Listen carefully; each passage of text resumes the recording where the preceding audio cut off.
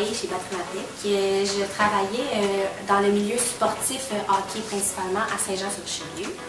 Ensuite, j'ai commencé à travailler au restaurant du Colisée Isabelle Brasseur, qui est à Saint-Jean, à côté de la Polyvalente.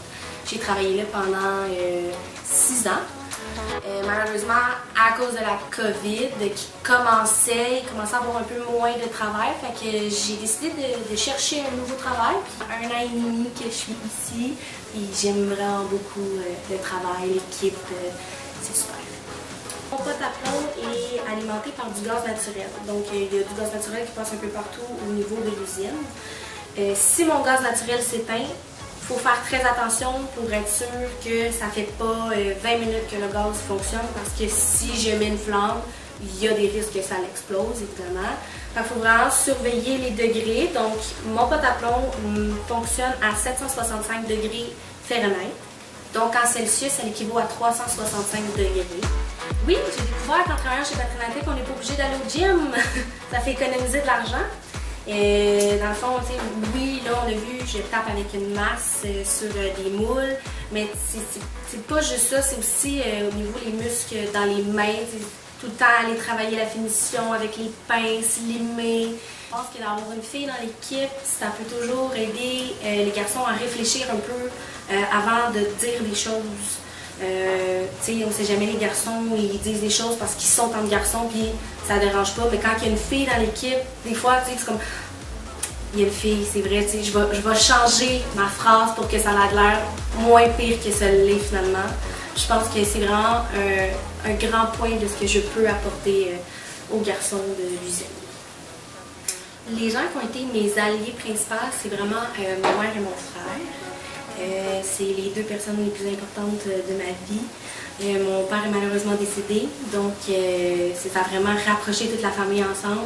Quand j'ai décidé de quitter le Colisée pour m'emmener chez Batrinatec, ça a vraiment juste été que du positif, de l'aide, vraiment pousser à aller plus loin et continuer à persévérer même quand c'est difficile. C'est vraiment ma mère et mon frère catégoriques.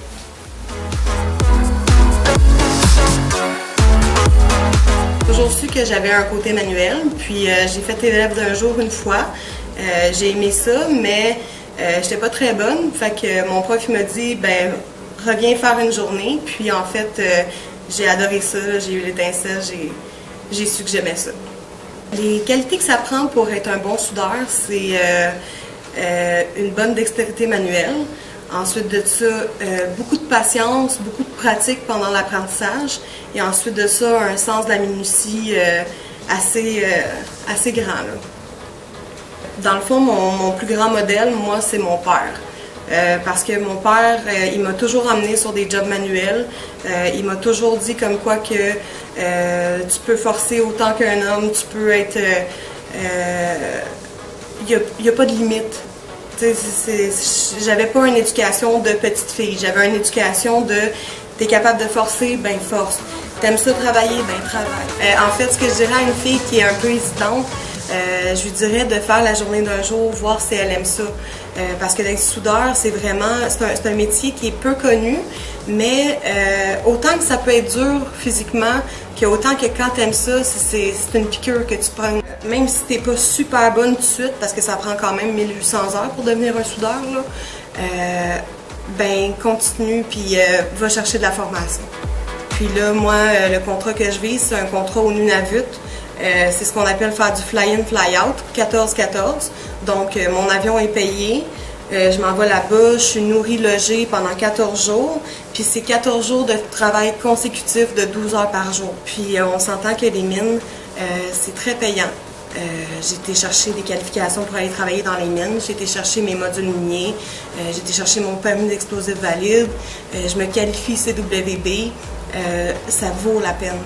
C'est une belle expérience, tu sais. Puis je pourrais dire, ben moi j'ai été travailler au Nunavut. Donc il y aurait juste une petite affaire que je voudrais transmettre aux femmes qui veulent aller en soudage.